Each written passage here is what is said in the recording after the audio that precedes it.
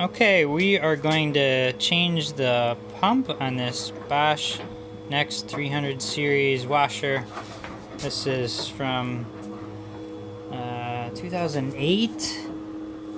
Let's see. You see that in there? Does it say a year on there? I don't see a year in there. That's what we're gonna do. Joseph's gonna help me. I'm gonna try to do it through this thing in the front, if I can find the way to, just because if I can wiggle it out of there, I don't have to take the whole back panel off, and we'll see how well that works out. So the first thing we want to do is unplug it for safety.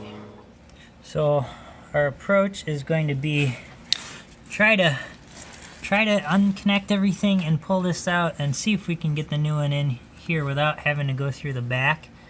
So we've got to take this big drain hose out here, which hopefully you can see, and then up back here. Can you get up in there? There's this is the exhaust hose, and then on the back there's an electrical plug, which you can see all that here on the new pump. The electrical connection is in the back. Here's the exhaust, and here's the intake. And then I think if we tip it up, we should be able to get to the feet underneath and pop those out of the little settings on the base that it's in. There's another guy's video that I saw all this on, so we'll see if we can make that work. So here we've tipped it up a little bit, and then from underneath we're gonna try to push those back, and then we push it back, unlock it from those spots, and then we should be able to pop it up. So you can see now that we've popped those little rubber feet out here, this is free from the base, and now it's able to move around. It should be easier to get those other parts disconnected.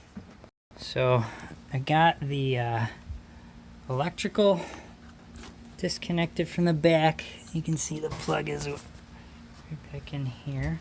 I don't know if you can see it because my hand is in the way. That white guy back there. And then this is the big drainage hose off the side.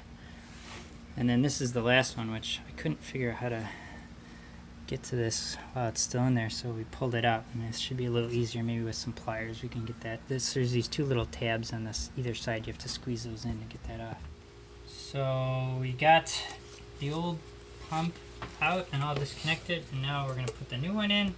You can see a lot of people were real excited that the new, or the replacement ones, have this drain hose, which will make it much easier if we have to drain this thing.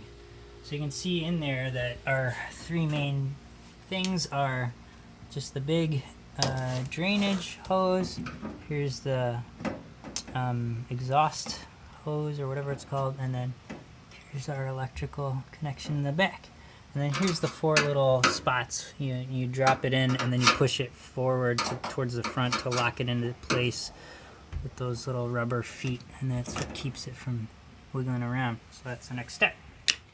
So get this. Look, this has just got a rubber O-ring, and then these two little knobs, and it literally just clips right in like that. And then we're gonna wiggle this guy in and connect the other two.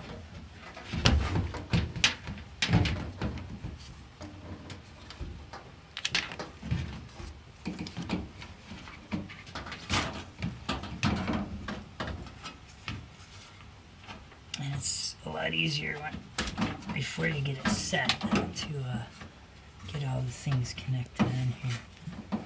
So we'll connect to this drain hose on the side here. And then there's a, hard to see it, but there's a, right here you can see there's this ridge, and the hose has kind of a V in the top, so that just sits right on there. So that's how you know you're in the right spot. Oh, so we've got this clamp, and I just some vice grips you squeeze those two together and then pinch that, and then it can slide over and get that back on. That's how I did this. The one guy had a really fancy tool for this, but vice grips work. So that's what we're doing. So one thing I found was that the vice grips kept slipping off. I think they're just too small, so I ended up using these long handled pliers for the hose clamp there. I was able to reach it with these a little better. Alright, so we've got everything back together. If you kind of peek in here, we got our drain hose clamped and our power is reconnected in the back, which you can't really see. And then underneath you can see we got the feet. They just drop through, and then you kind of pull these forward, and then they kind of clip into those spots, and that seats it real good. So we're gonna put this back in place and fire it up and see how it goes.